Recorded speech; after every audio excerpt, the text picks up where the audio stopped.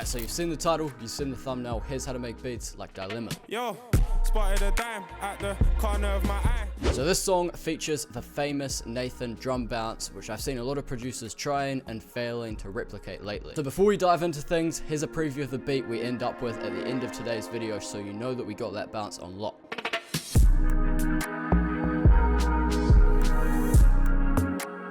Stick around and you'll learn how to make that drum bounce correctly. But first up, let's dive in and make a melody. So the melody in Dilemma is very simple, but full. Hence why we've got these super full chords, but they just stay on the same root note the whole time. The progression's super simple, the chords themselves are a little bit more complex and full. I've used some strings from Spitfire for these chords, and here's how that sounded.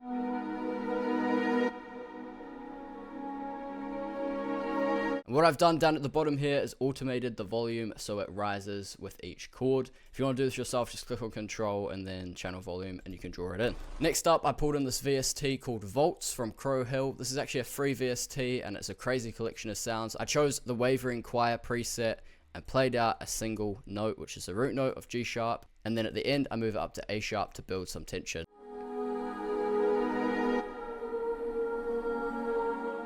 Next, I pulled up an Omnisphere preset from my upcoming LDN Archives multi-kit, pasted in the same chords that we had for the strings, except removed some of the top notes, and this is how that sounds.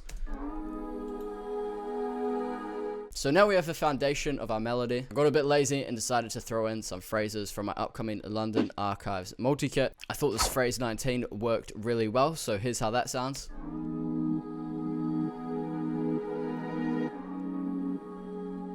Really adds some depth and rhythm to the melody. There's no effects on this as well. And if we play what we've got so far, looking at the EQ, you see we're really full here in the low mids and the mids, but up in the high end, we could use a little something. So that's when I decided to go back into my LDN Archives kit and pull up this texture.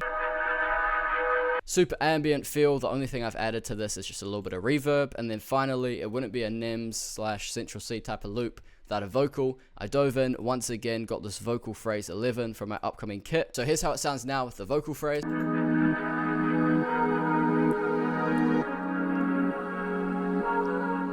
Believe it or not, there's no effects on that. It already comes processed. It's just a little bit of an EQ. So if I take away all the elements from my multi-kit, this is what we had before. Sounding nice, but when we add in these layers from the multi-kit,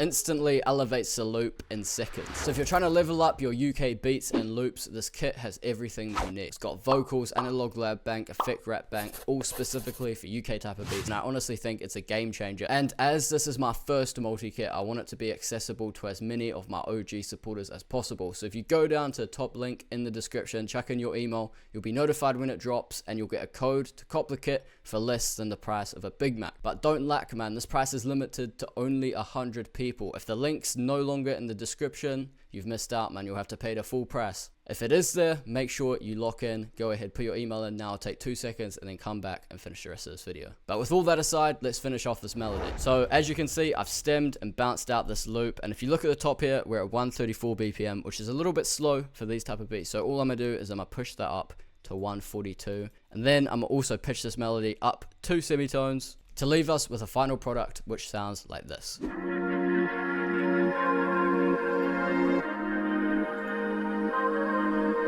Okay, so this brings us on to those Nathan type of drums. And all I've done to begin with is pull up this hat once again from LDN Archives, and I'm just gonna paste in the standard drill pattern. If you don't know the standard drill pattern, it looks like this. It's a kind of triplet bounce, and this is how it sounds. And this is how a lot of drill beats are made. However, with these Nathan beats, we actually use hats very sparingly. So I'm gonna take away most of these. Now I might go back and I might change this later, but I think I'm happy with this pattern for now. Next, we just got a simple perk sound. I'm gonna just place it like this just to add a little bit of bounce with the hi-hats. Next sound we got is this tick, once again from my LDN Archive multi-kit. So what we're gonna wanna do is take the original drill triplet pattern, which would normally look like this, and instead of having it as all hi-hats like you would in a normal beat, we're going to interchange different sounds. So I'm gonna put this tick on where the normal drill bounce would go, but by changing out the sound and not making this one a hi-hat, you get a cool little bounce, which Nathan uses a lot. Kind of sounds weird without the clap, so let's go ahead and add a little clap in there. So this next sound is kind of what makes or breaks this bounce, and it's a snare drum. So we're getting a little bit of a foundation now, but I think you lot know what I'm going to add next. Nathan, a log drum. So I've come up with a pattern, and as you can see, I'm messing with the velocity quite a lot. Also making sure to pan them quite significantly. I'm liking what we got so far. So one thing you'll notice about a lot of these sounds is that I've nudged some of them slightly off grid. Like as you can see here, that's not exactly on grid. Neither is this note here, or this clap over here as well. So the purpose of nudging these notes slightly off grid is more to do with feel rather than what you actually hear.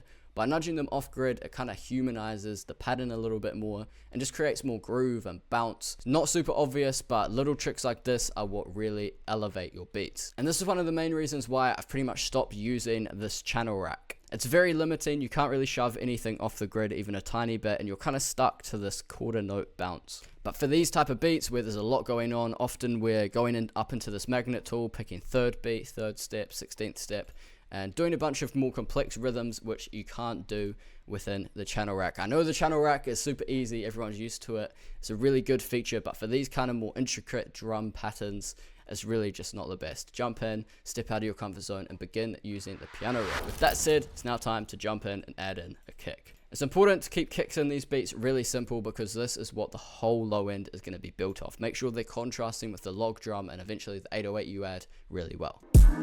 Make sure they punch in as well.